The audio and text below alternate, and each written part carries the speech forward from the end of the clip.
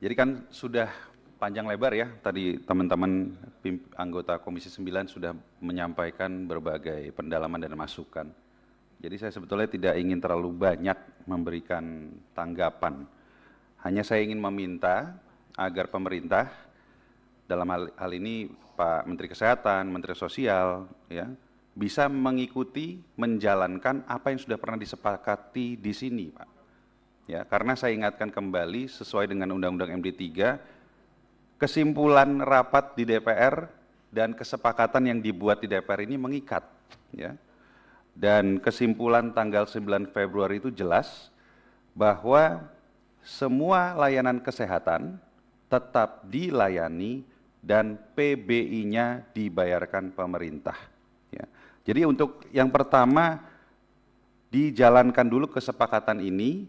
Lalu karena waktu 3 bulan sudah mau selesai, sedangkan ground checking belum selesai dilakukan, masih ada sekitar 9 juta warga negara Indonesia yang dalam situasi yang tidak pasti, di limbo nih, bingung.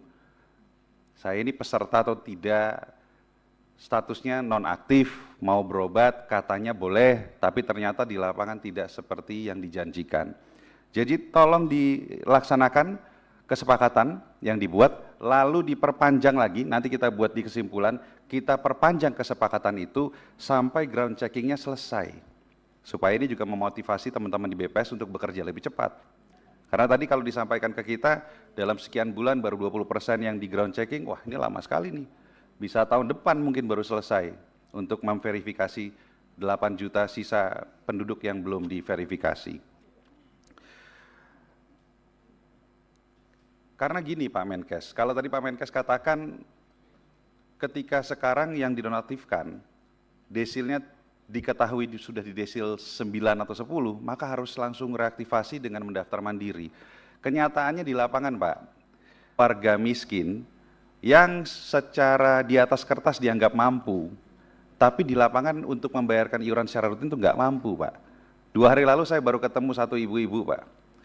Suaminya kerja serabutan, ibu ini tidak bekerja, desilnya dari desil yang di bawah dipindahkan menjadi desil 8 Pak.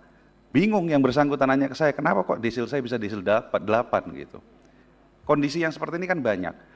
Nah ini nggak fair Pak, makanya saya bisa memahami ketika pimpinan DPR pada 9 Februari yang lalu memasukkan kalimat tetap dilayani dan PBI-nya dibayarkan pemerintah, supaya kejadian-kejadian seperti yang tadi saya sampaikan tidak terjadi Pak. Orang-orang yang seharusnya masih di desil di 1 sampai 5, tetapi secara by mistake masuk di desil yang tinggi, itu tetap dibayarkan dan tetap bisa berobat Pak. Pertanyaan berikutnya tadi ditanyakan oleh Dr. Gamal dan teman-teman lain. Bagaimana cara kita menentukan desil Pak?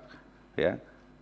Saya pernah membaca beberapa literatur, informasinya kalau sudah berpenghasilan sekitar 2 jutaan saja sudah dianggap mampu Pak.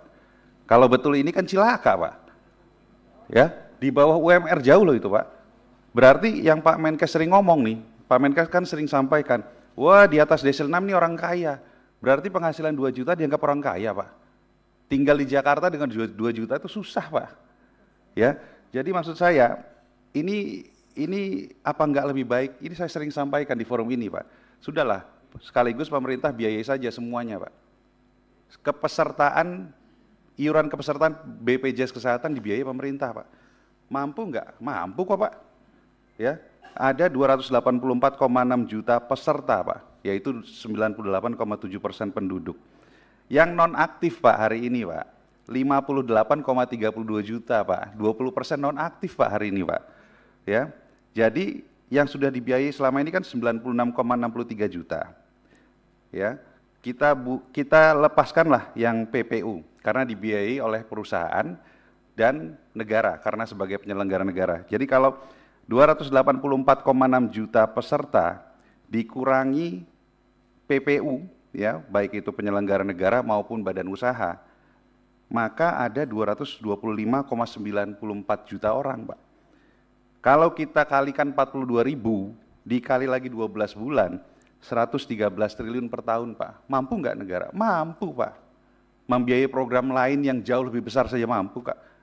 Mampu, Pak. Program lain malah dipakai buat motor trail, Pak. Ini buat kesehatan rakyat, Pak. Mampu, Pak. Jadi saya sarankan sekali lagi, daripada kita berdebat soal ini terus-menerus, ini nggak selesai nih, Pak. Lebih baik pemerintah merencanakan ke depan bagaimana kalau 100% kepesertaan BPJS Kesehatan dibiayai oleh negara. Terima kasih.